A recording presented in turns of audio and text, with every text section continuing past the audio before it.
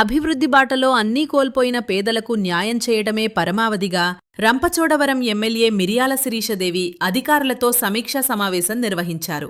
NH 516 ఈ జాతీయ రహదారి నిర్మాణం వల్ల ఇల్లు, భూములు కోల్పోయిన బాధితులు గత 2 ఏళ్లుగాలుగా పరిహారం కోసం ఎదురుచూస్తున్నారు. ఈ నేపథ్యంలో రాజవొమ్మంగి రెవెన్యూ అధికారులు మరియు నేషనల్ హైవే డిప్యూటీ తహసీల్దార్ శ్రీధర్తో ఆమె సుదీర్ఘంగా చర్చించారు. అర్హులైన ప్రతి ఒక్కరికీ నష్టపరిహారం అందే వరకు విశ్రమించవద్దని, పేదలకు అందాల్సిన సొమ్మును త్వరగా అందచేయాలని ఆమె అధికారులకు సూచించారు. తమ భూమిపై హక్కు కోసం ఎదురుచూస్తున్న కొండపోడు రైతులకు కూడా ఎమ్మెల్యే తీపి కబురు అందించారు. ROFR పట్టాల కోసం దరఖాస్తు చేసుకున్న రైతుల దరఖాస్తులను త్వరితగతిన పరిశీలించి వారికి హక్కు పత్రాలు అందేలా చర్యలు చేపట్టాలని అధికారులను ఆదేశించారు.